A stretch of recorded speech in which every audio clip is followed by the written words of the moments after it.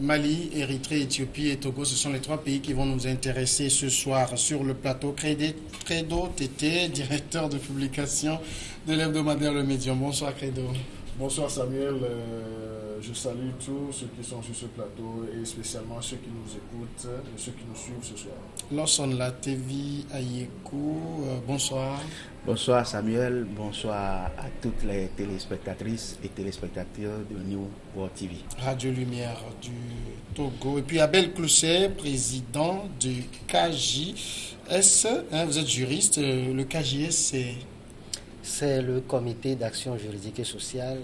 Nous assistons les populations, surtout les plus démunies, non seulement en les sensibilisant sur leurs droits, mais également à les protéger ou à les aider à se protéger contre les violations de leurs droits. Donc il s'agit d'une organisation qui a son siège à Paris et qui a également des antennes dans plusieurs pays africains, notamment le Mali, le Sénégal, le Bénin et à partir de 2018 au Togo. D'accord, merci et bonsoir à vous.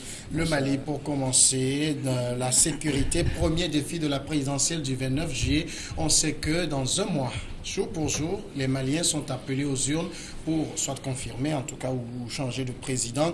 Mais c'est un pays quasiment, plusieurs zones du pays aujourd'hui sont en conflit. Credo Tété, comment organise-t-on des élections dans un pays pareil?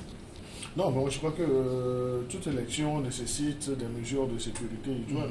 Mais si nous voulons explorer le cas malien aujourd'hui, donc on verra, vous l'avez dit dans votre introduction, il y a des zones, il y a des villes clés du Mali qui sont aujourd'hui sujettes à des appréhensions d'insécurité, notamment la ville de Tombouctou, où depuis la dernière attaque du 14 avril, il y a une peur qui s'est installée dans cette ville. Donc on se demande comment est-ce qu'on arriverait à sécuriser le processus électoral dans cette ville. Si nous partons à Gao, donc il faut dire qu'il y a aujourd'hui un développement qui n'est pas si positif. Donc il y a une série ou bien la multiplication de braquages.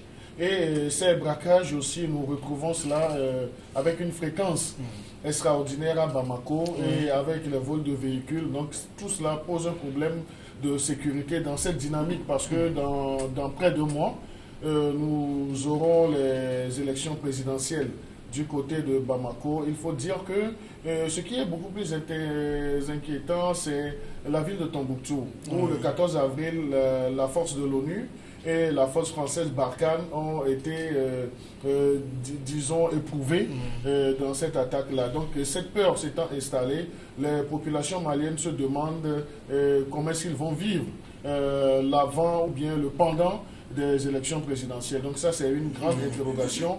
Et cela demande une responsabilité de la part de l'actuel gouvernement qui doit essayer de crédibiliser ces élections en mettant en place un plan sécurité. Et justement, parlant de plan sécuritaire, les informations disent qu'ils ont, à l'image de ce que nous faisions également au Togo, la FOSEL, il y a, disons, force de sécurité, élection présidentielle. L'élection présidentielle, le Mali est en train de mobiliser 11 000 hommes, c'est-à-dire les gendarmes, les militaires et puis les policiers, pour essayer de sécuriser tout le processus électoral. Donc ça, c'est déjà un début, mais il faut qu'il soit beaucoup plus outillé et que cela ne soit pas sujet à d'autres abus du moment où, il faut le nuancer, les forces maliennes aussi sont mises en cause dans certaines exactions. Donc voilà la problématique qu'il y a en termes de sécurité au Mali. Alors Jeff Le Prince, dans un pays où l'administration elle-même n'est pas encore présente dans certains endroits, ça pose des questions. Oui, ça pose des questions justement en ce sens que, vous savez, quand vous allez au Mali aujourd'hui, dans certaines villes, vous n'allez même pas croire qu'il y a problème, ou bien il y a la guerre, ou bien il y a des incompréhensions au sein de Mali. Parce que quand vous venez vers Bamako, vous ne sentez rien. Mais comme Credo l'a dit tout à l'heure, vous allez à Tombouctou, Gao, etc. En remontant vers le nord. En remontant vers le nord. Si vous ne savez pas faire, vous risquez de marcher sur des mines.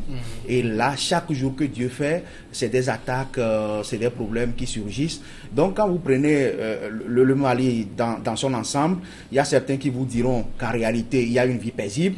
Dans d'autres zones, c'est des problèmes. Donc, il faut généraliser ce problème. Est-ce que s'il y a des problèmes dans des poches au niveau du Mali. Est-ce qu'il faut organiser les élections dans ces conditions? Je pense que c'est un défi pour ce gouvernement de pouvoir organiser ces élections et donner quand même une confiance à cette population, que surtout organiser une très bonne élection pour pouvoir conquérir l'assentiment de toute la population malienne. Abel Clouzet, comment est-ce que le Mali a, en l'espace de 5 ans, parce que le chef de file de l'opposition, Soumaïla Cissé, a dit en 2013, il n'y a pas eu de problème pour se déplacer, et 5 ans après, tout le monde se tient la tête. Mais moi, je dirais que c'est un peu réducteur. De toute façon, il a d'une manière ou d'une autre raison, puisqu'il fut candidat en 2013 également et qu'il a fait ses déplacements. Mais le problème sécuritaire au Mali ne date pas d'aujourd'hui. On l'a vu sous l'ancien président Moussa Traoré en 1990. On a vu que les Touaregs s'étaient déjà révoltés, pour ne pas dire rebellés.